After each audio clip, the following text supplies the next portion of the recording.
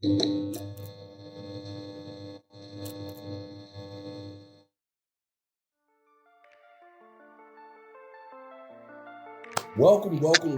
back to another episode of Murderous Podcast. It is your host here, Sidney Smith. How are you? I'm here with my two co-hosts, August O'Neal, and that dude with the beard, Teddy Pendergrass over there, is Ray Earl. I'm sorry, now he leans back. He's more like, who you put me in the mind of that fucking hat on?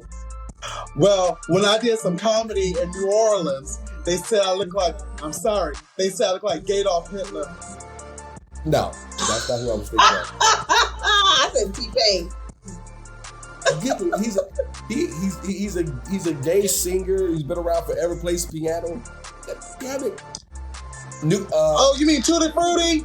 Little Richard, he's dead. Little Richard. No. White guy. He's British. Elton John. Elton John. Thank you, Elton John. Oh. Yeah, you take me back to Elton John with that. Yeah. Okay. Yeah. Well, the bitch is back.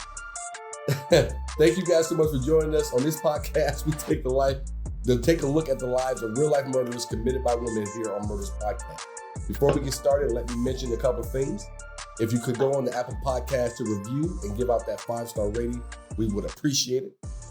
Also, we will also be forever in your debt. If you could also check out the Patreon by going to Sidney Smith Creative, CRE8TIV.com and clicking that Patreon button. Check that out and check out some of the things we have there.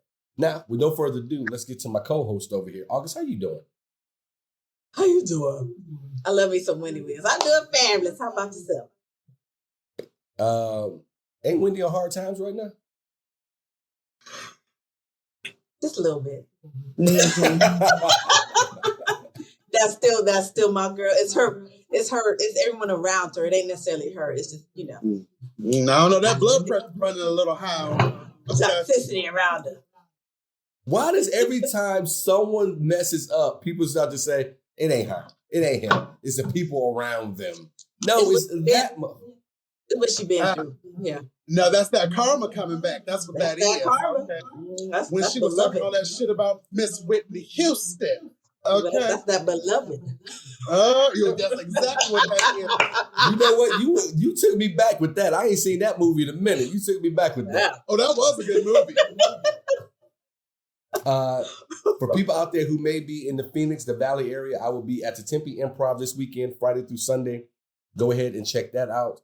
Go to my website again, SydneySmithCreative.com, and pick up your tickets over there. It should be a good time. Friday through Sunday this weekend coming up. So starting tomorrow, people, I will be at the Tempe Improv. Pick up those tickets. Ray is going to be in Pensacola this weekend at the P3 Comedy Festival. So if you are out in Florida, which I know a lot of our listeners are, please go out and celebrate my man over there. Show him some love. And if you do go check him out, go up to him and let him know that you enjoy the podcast. So you know you're out there. But as a black homosexualist, you not gonna see me out in those streets of Florida, okay? Okay. That what that word. I'm gonna be in an Uber to the show and an Uber back to the room. That's it. Okay. I feel like that's it. I feel like you Deliver just made a word up. Pies to my room. That's it. Oh, I feel like you just made a word up. Oh, homosexualist? You ain't know that. You know that's in Webster's. Okay. That's a what? First of all, that's in Webster's. Homosexualist. We're going to put that in the dictionary with conversate. And I'm a conversationalist. Y'all were telling me before the show started, Martha Stewart old ass is on the cover of Sports Illustrated. The only Sports Illustrated swimsuit edition I have ever purchased in my 41 years here on this earth, okay?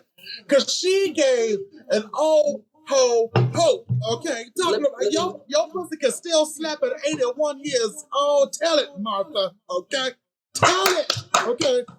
She got $1 billion and that apple pie recipe. Let me know that there's hope, okay? Let me look at it. I'm sorry. That's just been on my mind all week, okay? Well, Ray, let me tell you something. If I didn't know before, I know you a gay man now, because a straight man would never pay for the swimsuit edition of Sports Illustrated. We would snatch that bitch at the doctor's office from the dentist's office. Well, I mean, Martha, I used to steal Sports Illustrated. No doubt. See, that's what I'm talking about. Okay, all right. Okay, because there So was you no get what Game I'm saying. Porn available in 1996. Okay. What'd you say, August? She looks amazing. Mm-hmm. She has a lot of money. She should. So you ain't broke. Well, you ain't ugly. You just broke. That's what we say. That's right. Well, she used to be a model back in the 50s and 60s and 70s. Okay, before she started. She was. Back in the early 1900s. Yes. Okay. Back during Jim Crow. Okay, she was. Okay. A model back when they were drawing the pictures, not taking them. Yeah. Martha looks good. Y'all Nothing. You ain't gonna say nothing funnier tonight on stage other than she used to be a model back in the 50s and the 60s. In the 70s. Forget the 70s. She was. You know, sit her old ass down somewhere, man. Snoop Dogg made her fucking hot. She did sit her old ass down. She was laying on that sofa. Okay. Ugh. Tell me she's in a one piece at least. She was. And she had on a nice little cover up, The black necklace in the other pictures. She was nice. Ain't no point. She ain't in no swimsuit. The hell we doing here? But she always got her nice little Martha pout. Okay, she's always on the pictures like this. Ray, Thank you. Ray, is she wearing one of them 50s, those lady 50s swimming caps? Oh yeah. No. Look. Shit, she bought it brand new. You ain't buy the Caitlyn Jenner issue? We not going there. Caitlyn Jenner is just an issue altogether. Okay. We don't accept her in the community. Okay. Somebody does. Somebody does. Not the ones I know. Okay. Why not? How come they don't? I'm interested in knowing. Why not? Just because she done cut her look, okay. Just because she done cut her dick off and got a vagina, okay, now she thinks she all Republican and everything, and she always over here talking about what was she saying, that the trans community is getting out of control? Oh, trying to build all this woke culture. Yeah, I was like, bitch, you just bought your pussy, okay? Dumb it down, okay? This might be a perfect case in point, Ray, that no, the surgeries, you can have all you want to. That motherfucker's still a white man. Yes. At heart. Yes. Okay. She ain't never She had only a got gynecological transitioned so she can be exonerated from that car accident. Okay. You don't remember that from a few years ago? You don't remember that? Oh, no, that was Bruce who committed that crime. Bruce committed vehicular homicide not too long ago, back in like the early 2010s, and then that's when he switched it up and got the pussy, and it was like, oh no, that was Bruce, that wasn't Caitlyn. Was he drunk driving? No, I don't know. Was he or she? Hold on. Her? Hold on. I don't know anymore. I don't know anymore. Put it like this: they will not say if he was. Do you see what I'm saying? Mm-hmm. Some people they will. That goes back to that story that I told a few weeks ago when the trans girl committed the murders as the guy, and then tried to say, "Well, that was him, not me." You know what I'm saying? Yes. Caitlyn Jenner avoids the manslaughter charge in fatal Malibu crash, September 30th, 2015. What's that? Bruce Jenner sued over fatal car accident May 1st, 2015. But Caitlyn wasn't driving. Caitlyn wasn't driving, but Bruce was. She could have been like, "Oh, I was transitioning." Well, yeah. Bringing up that family, I was flipping through some reels today on IG, and there's this woman, I can't think of her name, but she looked like she was almost doing a TED Talk. And she showed this picture of Kylie Jenner before she got all and she said, Kylie Jenner wants, look at Kylie Jenner. She's like your average little girl in America. And then she showed a picture where she was like, now. She said now Kylie wants all other average looking white girls to believe that she went from that to this just from wearing some lipstick. And she says, that does not work. And she said, by the way, I'm wearing the lipstick. And this woman was a bigger white woman in this lipstick. Everything was It was so good. I remember when Kylie debuted her new self. I was like, did they recast this bitch on the show? Okay, because it was a totally different girl. Okay, I'm talking about like where she Lips, these hips, lips from? Because Kylie ain't had no lips. Okay, Kylie ain't had and she no was like, lips. Yeah, she was. They went and did a whole body overhaul. Okay, and I guess Bruce looked at her and said, "Well, she looked good. I guess I can get the same thing." You know. Did the other young Jenner get the same shit done too? Did she get shit done to her too? Who? What's the other young Jenner? There's no, another one. she hasn't done anything. She's a modeling. She hasn't done anything. Okay. No. What? Okay, it's Kylie and then Chloe Courtney. Kylie and Kendall has not done anything. Kendall has had stuff done. On her face, not her body though. Yeah, just on her face. Yeah, but not her body. Okay, but she had something done though. Oh yeah, she didn't have a brow lift. She didn't maybe had some nose contour, and then she might have had some lips done. Okay. What was the tall one that was with Lamar Odom? Which one was that? Chloe. That's Chloe. Chloe. Yeah. Chloe, I used to think was my favorite out of all of them. Mm-hmm. And then one day she popped up on a commercial. Her whole face is reconstructed, trying to look like her sister. Mm-hmm. I mean, those bitches cannot wear blue jeans. Okay, every time they put on blue jeans, they look like the cast from the movie Ants. Okay, yes, I say it all the time, like the letter P. Just diaper booties. I was like, wow. Can't do it. That's why Lamar Odom left her ass. Okay, that ain't why he left. Well, didn't he say that she couldn't wash her ass too? Because they lie. You know what? He also tried to fake his own. He also tried to fake his own death, trying to get her back. Okay, I'm gonna believe that because Kanye said the same thing about Kim. Okay, they get them new asses and they don't know how to take care of them. Okay. Wait a minute, what are we talking about here? What the hell are we talking about? What they can't take care of them? Let's get back to your story, Sidney. We going on the home, and I got plans tonight. You ain't got no damn plans. Not with that thing on your head. I know. I even got my August gonna be like this the whole show. I even got my oxtail out. See your gray roots. You might try to see them gray roots, girl. Mm-hmm.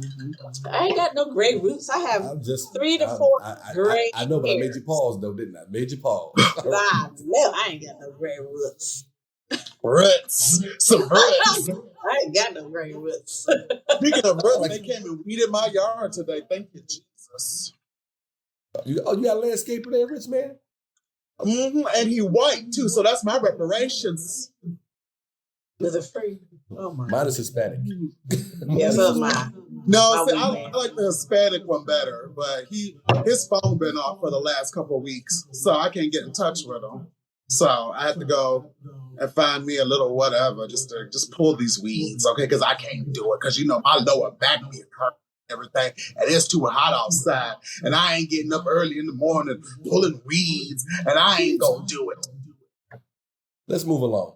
So this week's story comes from Sidney Smith. So my best part about it is my shit is typed out. So this is great. Because August and I are single mothers. Okay, we got things to do. Okay, who are you the mother of, sir? Me. So you count as 2 people? I count as 2 people. Okay, there's Ray and then there's Ray Earl. That's 2 different people. Okay. Oh, you know what? I was going to invite y'all over for dinner at my house, but I don't think so now because I just found out you a fucking nutbag. I'm coming. You better invite me. You better invite me. You better have oxtails on the stove. I'll bring the oxtails and some collard greens. I'll make the greens myself. First of all, I got some collard greens in the can. No. You know better than that. You said something about some collard greens in the can. Thank you, Sidney. Thank you. You know. Oh, wait a minute. I have something that came for emergencies. If I'm really I still got some chitlins in the freezer from Thanksgiving. I'll bring those. Delicious. That shit ain't coming over here. Oh, yes, it is. Yes, it is. And I'm going to warm it up in the microwave. You a fucking lie. You warmed up the chitlins in the microwave. We gonna have chitlins in July. Okay. Ray, I love you, but we make fights. You bring any chitlin juice to my house. And my Friendsgiving is in September. So we gonna have some chitlins. Yeah. So be ready for this. This is going really long. Look. We have no oxtails, we have no chitlins, we have nothing. Then what kind of potluck you trying to have? You know, my favorite thing is I love when August is trying to tell me how long stuff is going, how much time things are taking. When her mouth runs 100 miles an hour at all times. No, I'm really quiet.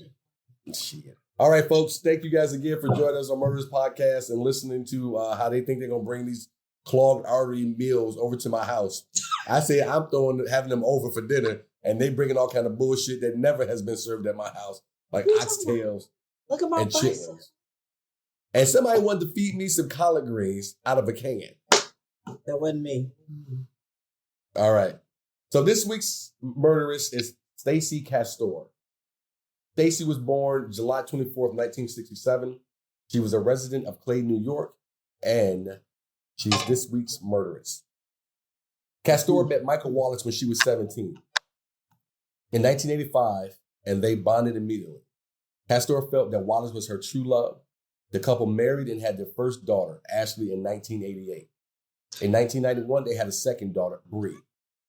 Castor was employed by an ambulance dispatch company. What's so funny? While Wallace worked nights as a mechanic, but the family had little money. What's so funny? Nothing. We gonna start right here. What's all happened about? Something wrong with the way I'm reading or something? This Ray's a stupid ass man. We're both listening to it, but Ray looks like this. For you guys who are listening to us on the podcast, I do apologize. For those of you watching us on YouTube, you probably saw whatever I didn't see. So according to Castor, Wallace was very close to Bree, showing a favoritism that she made up by becoming best friends with elder daughter Ashley. In spite of their closeness with their children, the couple grew apart, and it was rumored that each was having affairs. In late 1999, Wallace began feeling intermittently ill. Family members variously remember him as acting unsteady, coughing, and seeming swollen. As his inexplicable sickness persisted over the holiday season, his family encouraged him to seek medical care, but he died in early 2000 before he could do so. Their daughter Ashley was 11 at the time and had been alone with him. She blamed herself for his death. She had noticed his ill appearance that day but thought nothing of it. Doctors told Castor that Wallace died of a heart attack. Though Wallace's sister was skeptical of a heart attack having been the cause and requested an autopsy for Wallace's corpse, Castor refused. Castor said she believed the doctors were correct about Wallace's demise. In 2003, Castor married David Castor, whose last name she bears. It doesn't take long for this chapter of the story to get very bizarre. So at this point, we have the first husband, last name Wallace. Now he's died, heart attack. One of his daughters obviously blamed herself, as I just read. Now we get to 2003, just to make sure that everyone listening is tracking what's going here, because they're going to go back and forth a little bit. So make sure you are, paying attention a little bit here. So Castor married David Castor, whose last name she bears. It doesn't take long for this chapter of the story to get very bizarre. In August of 2005, when Stacey Castor was at work waiting for her husband, David, to arrive, Stacey Castor, now 41, worked as an office manager at her husband's business, Liverpool Heating and Air Conditioning. According to Castor, the couple from Clay, New York, had had a fight the previous weekend, but she said she was still surprised that her husband was so late getting to work. She said she called him at home and on his cell phone several times, but failed to reach him. Finally, around 2 p.m., she said she became really worried and called the police to report her concern. Quote, "My husband has locked himself in our bedroom for the last day," end quote. She said, asking for police to meet her at their residence. When police arrived, Castor was waiting in the front yard. Sergeant Robert Willoughby of the Onondaga, I'm fucking that up, I'm sure, County Sheriff's Department recalled that she mentioned that David had been depressed and that she was worried about the gun he kept in the room. Armed with that information, the sergeant made his way inside the home and knocked on the bedroom door. He could hear the television and banged on the door but didn't get any response. Willoughby tried unsuccessfully to look through the bedroom window, but ultimately forced his way in. Anybody? I'm writing notes. But I feel like she is setting this up as, I'm not guilty. She's giving the clues already. She's giving her alibi. She's setting it up. It feels that way. Feels kind of a little shaky. Yeah. That's why I'm writing my notes as you're talking. "I kicked the door in," he said. David was lying naked across the bed. Next to him on the nightstand, the police found cranberry juice, apricot brandy, and a couple of glasses. According to Willoughby, one of the glasses is half full of a bright green liquid. Lying on the floor next to the bed was an antifreeze container. Willoughby called for paramedics, but by the time they arrived, it was too late. David Castor, age 48, was dead. Stacey asked me if he's okay, Willoughby recalled. All I said was no, he's not. She then became hysterical, he recalled, screaming, "He's not dead, he's not dead." Her friend Lynn Pulaski arrived and found her inconsolable and in shock. Married for 2 years, Stacey Castor, by all accounts, had found her Prince Charming in David, a tall, handsome man who owned his own business and loved the outdoors. So that takes us back to, excuse me, folks, we're still fighting a little bit of a cold. That takes us back to where she was the office manager for Liverpool Heating, which is owned by her husband. Pulaski said Castor's husband made his wife feel safe and secure and doted on her right from the start, buying her dresses and taking her out for fancy dinners. Now, I'm going to tell you guys something, just a little off the story here. I'm always amazed at some of these stories where you find that the woman is actually being pretty well taken care of by the husband. Thank you. So, back to the story here. Stacey was loved. She was treated like a lady, says longtime friend Danny Coleman. Though things appeared to be perfect between the couple, Stacey Castor's 2 teenage daughters from her first marriage, Ashley and Bree Wallace, had a harder time connecting with their stepfather. According to Stacey Castor's mother, Judy Eaton, their relationship was strained, which is pretty normal. And it's funny because this part of also spoke to me because for like the last, well, I shouldn't even say for the last month or 6 months or any of that. Like I'm married now, obviously, to a lot of folks who know, but like I had gotten to the point where I would not even date women with kids anymore because it was always a weird situation with that strained relationship.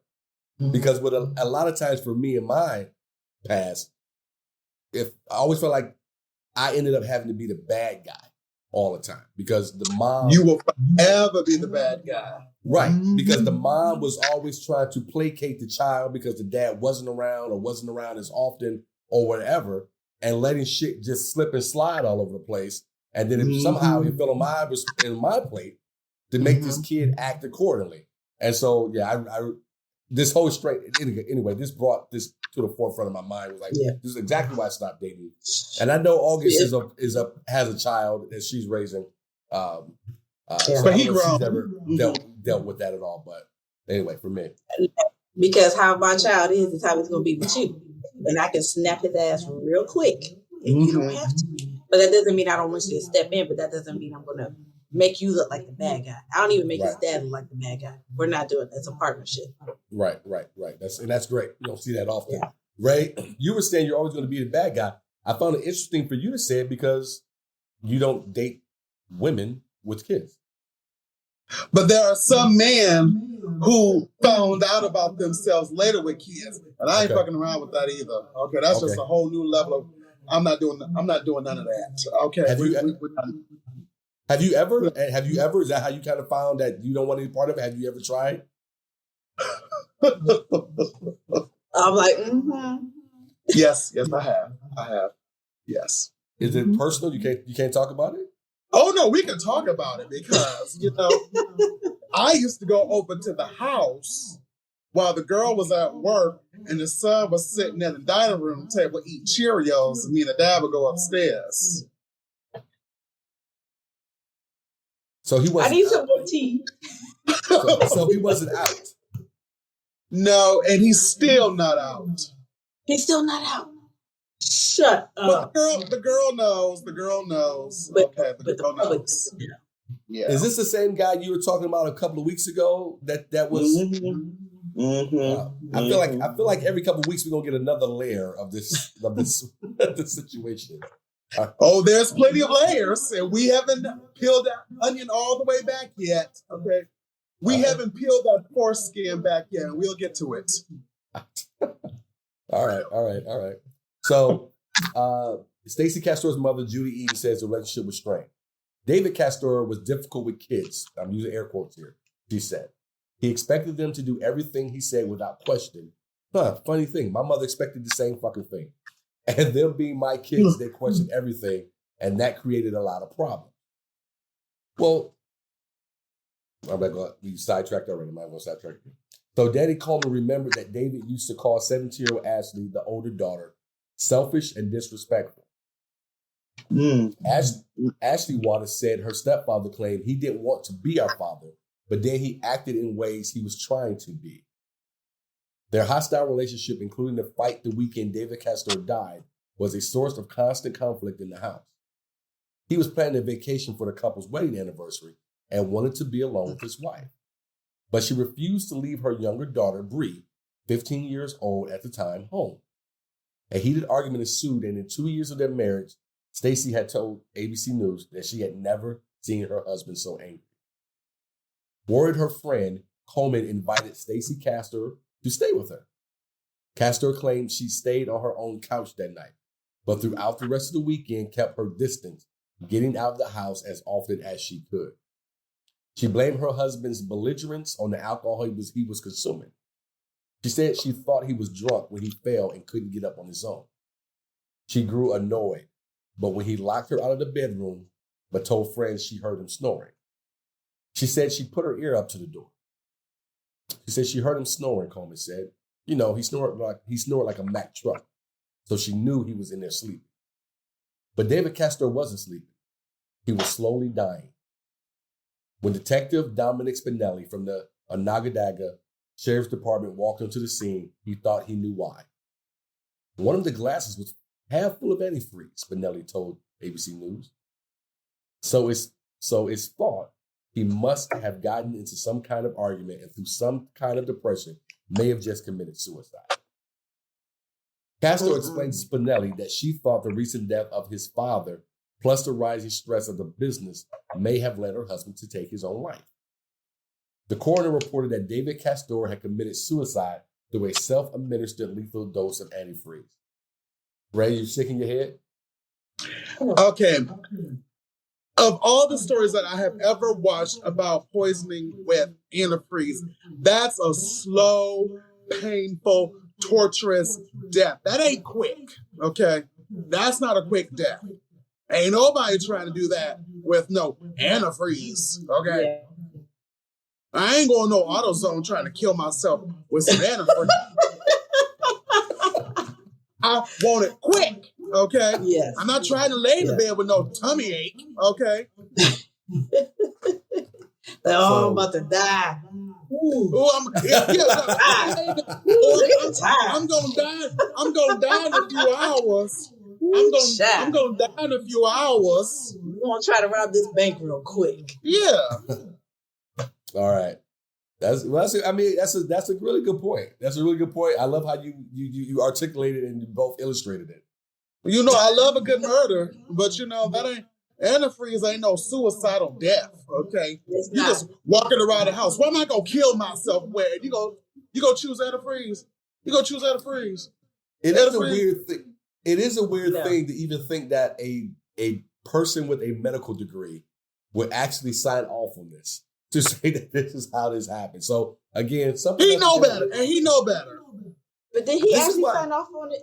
Are we at that point? Did he say yes? This was a confirmed suicide by antifreeze. The coroner reported that David Castor had committed suicide through a self-administered lethal dose of antifreeze. What's his name? Oh yeah, pull his license. Okay. So detectives searched and collected items from around the house, including the drinking glasses and various bottles from the bedroom, and a turkey baster found lying in the garbage can in the kitchen. When Willoughby took a closer look, he noticed the cooking utensil looked brand new, but smelled of alcohol and had a few drops of liquid in it. He said, I found that to be very odd. He had no food around, no dirty dishes, no indication that anybody had been cooking or baking. I know he's been drinking. I know alcohol's involved. I know antifreeze was involved. At the morgue, Chief Deputy Medical Examiner Robert Stopperker conducted an autopsy. He found there were crystals, and the presence of those crystals in the kidney confirmed he died of ethylene glycol toxicity. In other words, David Castor died from antifreeze poisoning. Virtually untraceable, toxicologists said the sweet-tasting liquid causes the organs to shut down, even after ingesting a small amount. It is both a slow and excruciating way to die. Ray, just what you were talking about a couple of minutes ago. Based on what he found in the report, the coroner concluded Castor had committed suicide.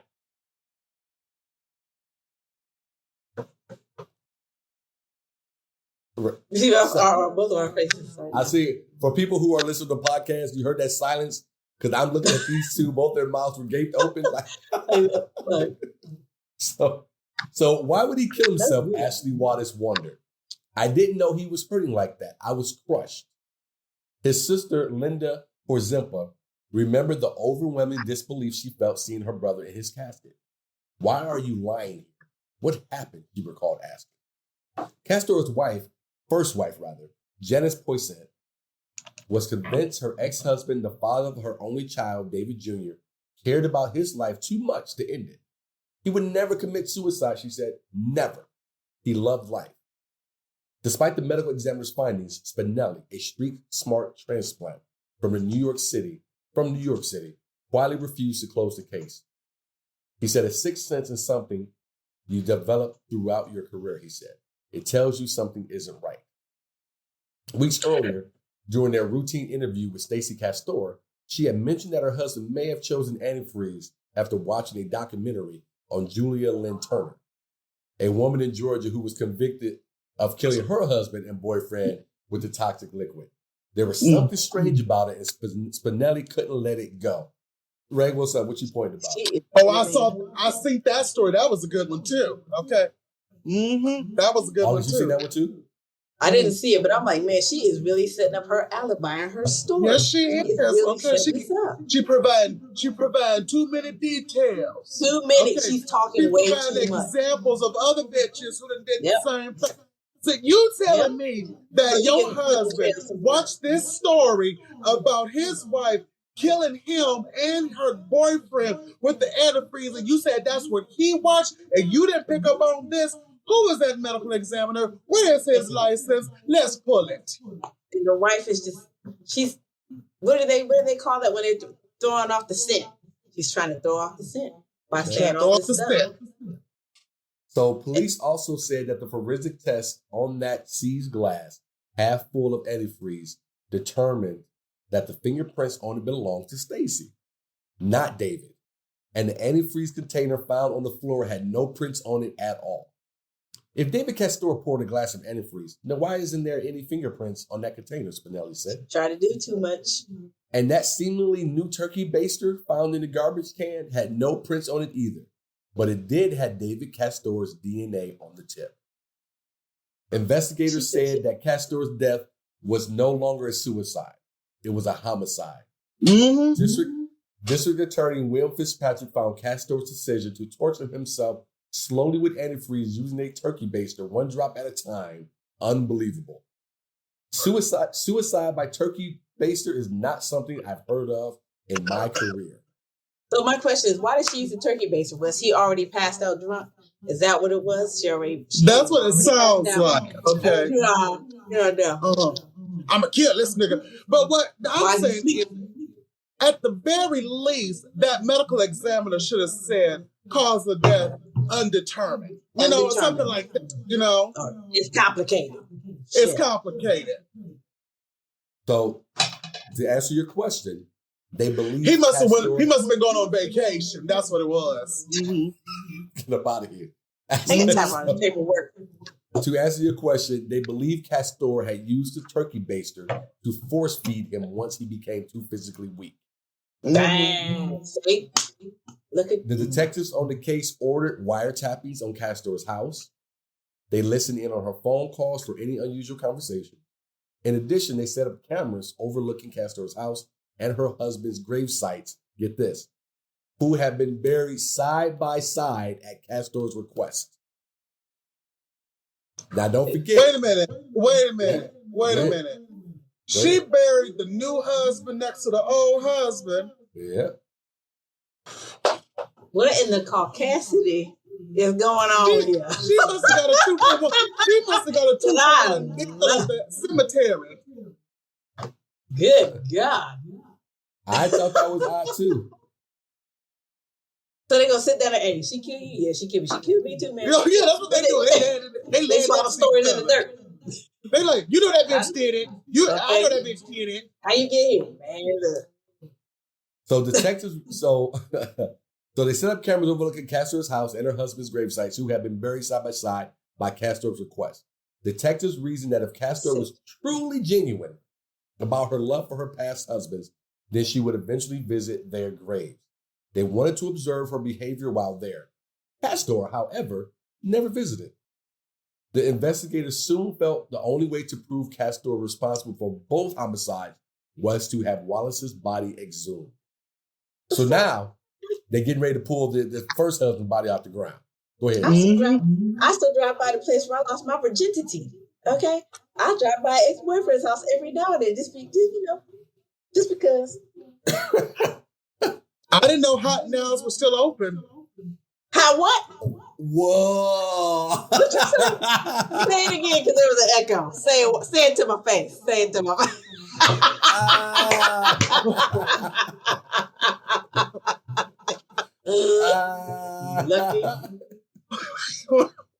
Lucky. I really didn't even hear it.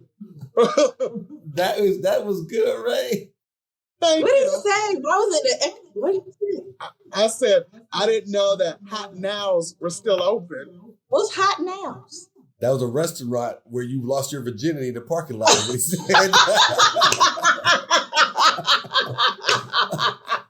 Back in 1989. Oh, that was so good. I lost my virginity my senior year. Thank you. I don't know that restaurant. After careful consideration, Detective Spinelli made the unusual decision to exhume Michael Wallace's body. He said, the last thing I wanted to do is disturb someone that's at peace, especially if nothing showed up in his system. But confident his sixth sense would not fail him, Spinelli watched as the heavy machinery lifted the casket out of the ground. He says, what if he was saying, it's about time you guys are looking into this, because I didn't just die on my own. This is what he was thinking. Yeah. The exhumation of Wallace's body proved that he too had died of antifreeze poisoning. In September 2007, as evidence steadily piled against Castor as having murdered her past husbands, first and the second, she began to panic. After she learned police had exhumed Wallace's body and had found antifreeze traces in his remains, she was believed to have devised a plan to set up her daughter Ashley for the murders. You guys again. I love it. I got you. I got you. Like, how much do you hate your children? On Ashley's first day of college, investigators came to her school to question her about her father's death and to inform her that he had been poisoned instead of having died of a heart attack. And the upset Ashley called Castor, her mother. Soon after, she says that Castor invited her to go home and drink together. Castor said that they had been through enough emotional stress and needed to relax. Ashley agreed because Castor was not only her mother, but her best friend. Don't forget in the beginning of the story, they had 2 daughters. One was the best friend with Castor, and the other was best friend with her first husband and with their dad. Castor was not only her mother, but her best friend, and drinking alcoholic beverages would be tender to any teenager. The following day, Castor invited Ashley to drink together at home again. She says that her mother offered her a nasty tasting drink, air quotes again, that she at first refused but eventually drank because she trusted Castor. 17 hours later, Ashley was found comatose on her bed by her younger sister. Castor made the 911 call. Ashley's sister left her side. Her sister Bree left her side for a moment, and when she returned, she found a suicide note beside Ashley. The note appeared to be Ashley's murder confession, air quotes again, in which she admits to having killed her father and stepfather. Castor quickly took the note from the sister and later gave it to the paramedics. Tests revealed that potentially fatal painkillers had been found in Ashley's system, and that she most likely would have died if brought to the hospital just a few minutes later.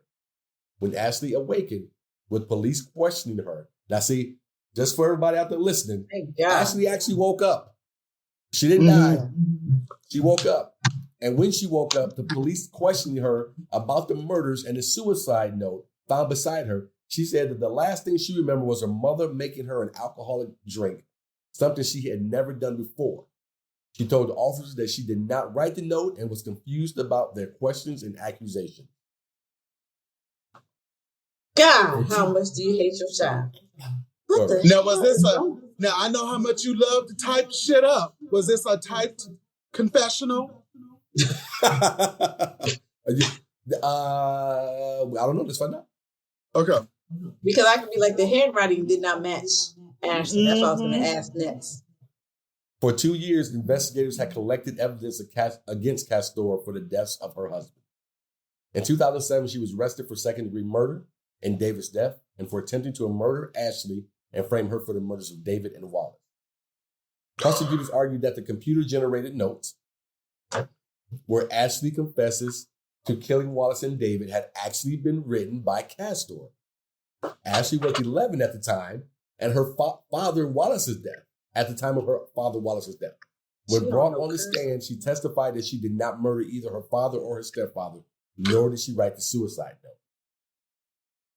District Attorney Will Fitzpatrick and Chief Assistant District Attorney Christine Garvey argued that David Castor's suicide had never made sense given the lack of his fingerprints on the glass or container tainted with ethylene glycol, a toxic substance found in antifreeze, and a turkey baster found in the kitchen garbage bearing both ethylene glycol and his DNA. They felt that this suggested he was force-fed antifreeze. Given evidence of the evolution of David Castor's illness, they concluded that Castor had, for 4 days, fed her husband antifreeze through the baster before trying to make it look like a suicide.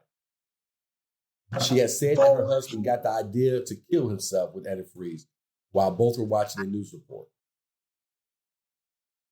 The 4 days. 4 day agonizing days. Because you guys are right. Yeah. I love that you guys brought it up earlier. Everybody who's involved with a true crime fan knows that antifreeze is one of the worst ways to go. Yes. And you don't go quick. Well, she wasn't very smart if she had watched the show. She's an idiot. You know, I thought the same thing when I was reading this earlier and doing my research. Was like, you just left the baster on the top of the trash in the kitchen.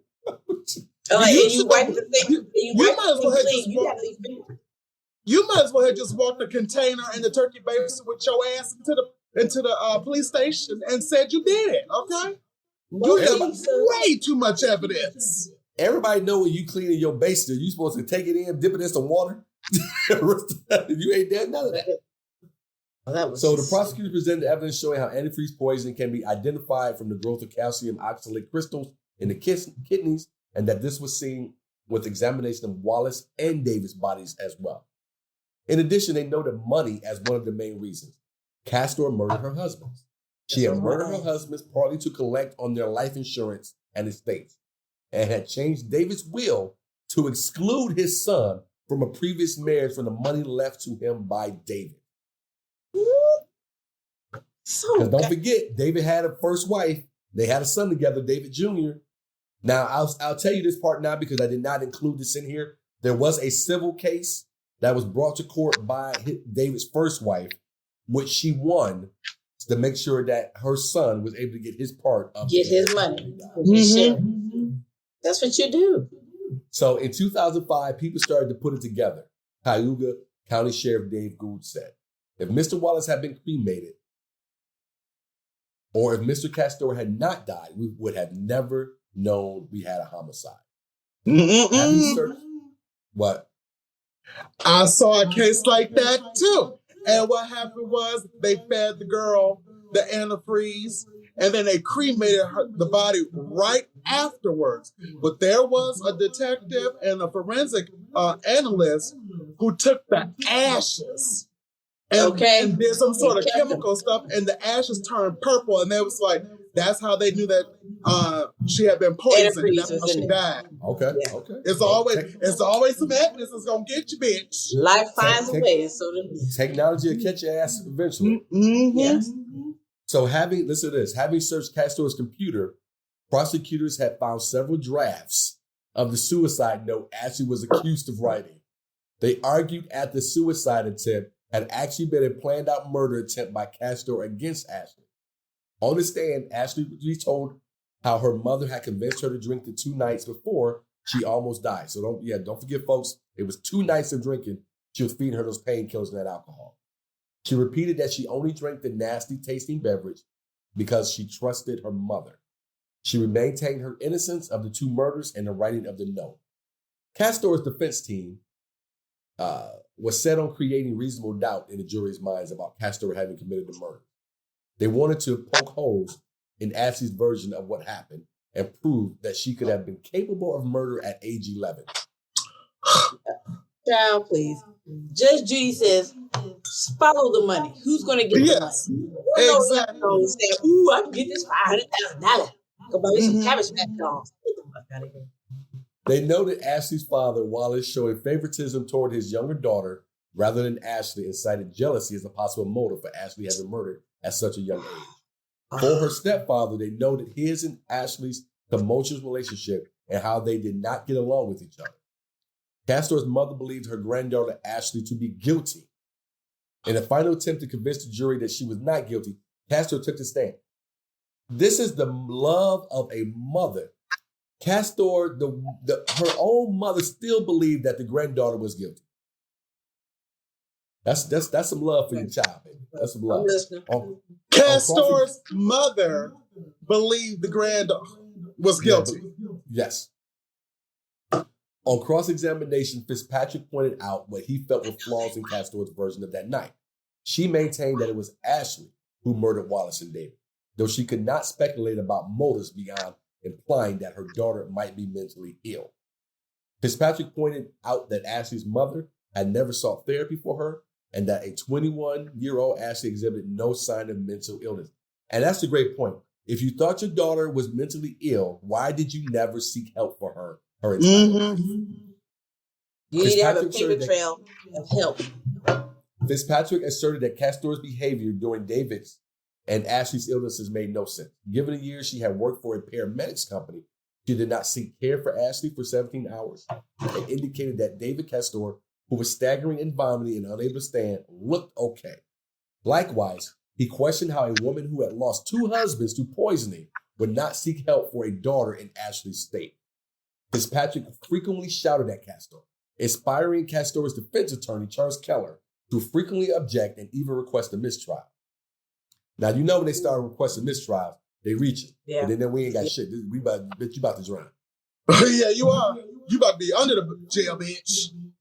Prosecutors brought up another piece of damaging evidence against Castor when they cited having heard typing sounds while Castor was on the phone. During one of the wiretap recordings presented, typing sounds can be heard while Castor talks to a friend, though Castor denied memory of using the computer that day. Prosecutors argued the typing sounds were those of one of the several drafts Castor had written of the suicide note. Ashley had already testified to having witnessed her mother working on a computer on something she had hidden to prevent Ashley see. Are you writing a suicide note over there right now? Is that what you're doing now? You done took my virginity. I'm driving by this house weekend. At the hot now. At the hot now. And I got some antifreeze on deck. Yes. Fitzpatrick claimed this was the day Castor wrote the note, which had Castor's fingerprints but not Ashley's, to frame her daughter. Excuse me, folks. He told the jury about the word antifreeze being written as anti-free in 4 places within the note and noted that Castor had also said anti-free during an interview. Ooh, Castor said she had cut herself off while saying antifreeze because she had intended to say something else. Go ahead, Ray. I knew this because I knew that word was going to come into play. I knew it because it's the semantics. I knew it. That's how they caught that Hearst guy. Mm-hmm. With the bad spelling on the paperwork. And then he spelled it again on something else. See? Mm-hmm. He should have been at the spelling bee. She learned. No. Castor's defense team presented a pharmaceutical expert in an attempt to cast doubt on Castor having drugged Ashley. Professor Francis Gingo testified that after analyzing the traces of drugs and alcohol found in blood drawn from Ashley at the hospital, Ashley would have had to ingest the alcohol, Ritalin, and several other drugs just several hours before she was hospitalized. On February 5th, 2009, Castor was found guilty of second-degree murder in the poisoning death of David and attempted second-degree murder for overdosing her daughter Ashley with drugs and vodka. What about the first husband? In a packed courtroom, most were focused on Castor. She, however, had her eyes closed as the verdicts were read. Her lead defense counsel, Keller, announced that Castor would appeal the verdict, including challenging the inclusion of evidence regarding the death of her first husband, for which Castor had not been charged. On March 5, 2009, at Castor's sentencing, Chief Assistant District Attorney Christine Garvey asked Fahey to impose the maximum consecutive sentences because of the brutality of David's death. Further, he criticized how Castor had partied in her backyard with friends like nothing was happening, as Ashley was comatose in her room. She is cold, calculating, and without any emotion for what she has done, he stated. Human life is sacred. Stacey Castor places no value on human life, not even her own flesh and blood. To Stacey Castor, human beings are disposable. David's son, whom Castor had cheated out of his will, pled with the judge Fahey for Castor to be severely punished. Your Honor, she is such a monster and a threat to society, he said. She has created so much pain and death with this, creating multiples of pain and death in the families of those she has hurt. Judge Fahey told Castor that he had never seen a parent attempt to murder their child in order to set their child up for a crime they themselves committed, and declared Castor in a class all by herself. He sentenced her to the maximum of 25 years to life for murder of David Castor and to 25 years for the attempt to kill Ashley. For forging David's will, he ordered Castor to serve an additional 1 1/3 to 4 years in prison. The trial lasted for 4 weeks, and in a motion, Ashley told the judge she hated her mother for ruining so many people's lives, but still loved her for the bond she originally had with her. Which, I get that because this is your mother. Obviously, as an outsider looking in, you never had any real bond with your mother. There was never a bond. And I've been down so long and look like good to me. They look good to me. I got fake people showing fake love to me. Is that the word? Are those words? That's the word. That's what it was. I never knew what hate was until now. Even though I do hate her, I still love her at the same time. That bothers me. It is so confusing. How can you hate someone and love them at the same time? I just wish that she would say sorry for everything she did, including all the lies. As horrible as it makes me feel, this is goodbye, Mom. As hard as you tried, I survived. And I will survive because now I am surrounded by people that love me. I'm going to do good things in this world despite making me, in every sense of the word, an orphan. Signed, Ashley Wallace. Fitzpatrick said Castor will have to serve at least 51 years behind bars before she's eligible for parole. and that given her age, it is very likely she would die in prison. So she's currently serving her sentence at Bedford Hills Correction Facility for Women in Westchester, New York. Nope. And so I got some more information here about Bree and some things. Bree, like Ashley, has not spoken to Castor since the trial. Bree said that though losing her mother was hard, I was happy that they said she was guilty because we all know that she's guilty. Ashley said, I would have done nothing. I would have done anything for her, but she tried to kill me instead. They also, ABC, this is ABC News, had done a story, and I found this interesting because they did an interview with a forensic psychiatrist, Dr. James Knoll, to offer a psychological perspective on the case where he would answer viewers' questions, which I thought was kind of cool. And this was done back in 2009. Let's see here. And about how someone could commit these kinds of crimes. He stated that while most suicide notes focus on themes of remorse and the person not being able to go on with life, the note that Ashley was accused of writing was repeatedly focused on taking the blame off of Castor.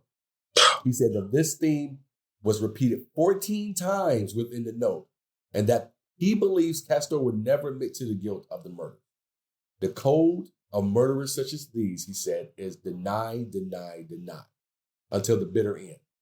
When asked if Castor's behavior and body language on the stand shows any sort of clue about her mental state, and guilt, No reminded that body language and behavior can be affected by events during a trial, such as side effects of medications, anxiety, fatigue, and attorney instructions to the defendant on how to behave, and that interpreting it is not always reliable. Excuse me. No said that there are many different kinds of killers with different motivations. He described Castor as not being the typical type of serial killer, but rather as a Black Widow type. He described a Black Widow type as a woman who kills husbands or lovers for material gain, as opposed to the typical serial killer, men who kill consecutively for sexual or sadistic motives. He relayed that psychopathic traits and histories of childhood abuse have been consistently reported in these women, and suggested that if Castor is guilty of crimes of which she has been convicted and accused, then she would be demonstrating psychopathic traits, including regarding even her own child as an object to be used for her convenience. All right, so I have an update. She's dead. Hold on a second here. No, I thought you were done. Little bit of a bonus. So did convicted murderer Stacey Castor kill her own father in addition to her two husbands? In 2010, Onondaga County District Attorney Bill Fitzpatrick had confirmed that his office is investigating the circumstances surrounding the death of Jerry Daniels. This happened back on February 27th of 2002. Relatives of Michael Wallace, Castor's first husband, said they brought the case to the attention of investigators. Wallace's brother-in-law, John Corbett, tells reporter Jim Kenyon that Daniels was hospitalized at St. Joseph's Hospital for a lung ailment. Corbett says Daniels was getting better and was due to be released. But the day after a visit from his daughter, Stacey, Daniels suddenly died. Corbett says during the visit, Castor brought in an open can of soda for her father to drink. After his death, Corbett says Stacey Castor had her father's remains cremated. She also became executor of his estate. How can she do that if he was married? His wife is supposed to make that. D.A. Fitzpatrick told CNY Central, "You know not the depths of depravity this woman is capable of." Fitzpatrick says Castor had financial motives regarding the death of her father. The DA says Daniel's autopsy report showed he died of natural causes, but adds we'll follow the evidence where it leads. Fitzpatrick admits that the cremation makes the death difficult to investigate. He said he is not optimistic we're going to get proof beyond a reasonable doubt. Okay, are you done now? Because I got questions. Yeah, that's it.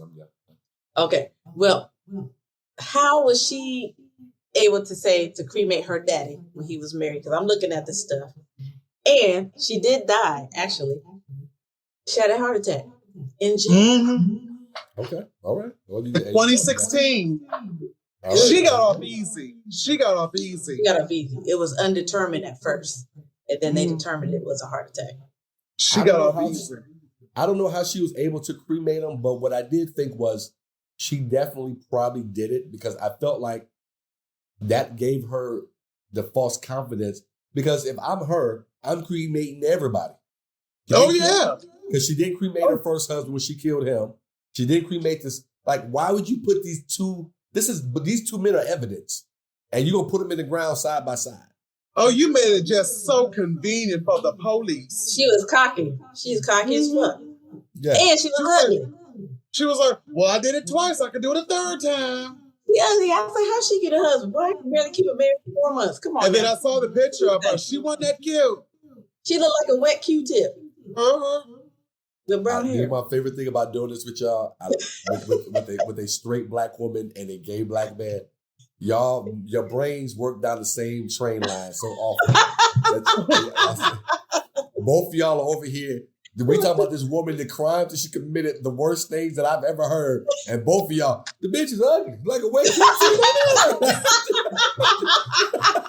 What you doing? You gotta be thankful. Oh my God. What the hell's going on over here? How's she get a man? I can't keep it there. How's she get a man? She didn't get one man. She got 2 men. 2 men and killed them. 2 men and killed them both. Man, I be why trying you to sound level like why you sound like Dave Chappelle doing Samuel Jackson? She got 2 mans. Right there. It's men's. Hey, about the story, folks, that you just heard, we sourced it from Murderpedia. Also sourced it from an article called "The Stacey Castor Murdered Her Own Father" by Jim Kenyon on CNYCentral.com, and from another story, exhumed body reveals Stacey Castor's first husband didn't just die, by Angela Chambers and John Meyerson, abcnews.go.com. I like that story. I do too. I like her. But I remember reading about that story in the antifree because she kept calling it antifree and was written in the letter antifree, and that's how they drew it all together. Like, she a dumb bitch too. Okay, she a dumb bitch. She illiterate. I know, but it still has some twists and turns that fucking made y'all. Oh yeah. Did you try to hurt the babies like your child and blame it on your child? August, take a picture of us and send it to me, would you? I've already taken several pictures, so now. Yeah, because I'm gonna have to jump off because I got to get ready for my show.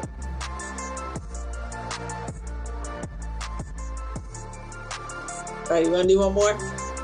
Get the picture, man. I got 7. All right, send me a couple of the last ones that you took, if you wouldn't mind, please. And take care. Can't anymore. All right, Ray, appreciate it, man. Knock 'em dead. Thank you. Show tonight. Bye. Mwah. That was fun. All right, crazy. All right, I'll see you later. What? When are you inviting? When's the dinner? When's it coming?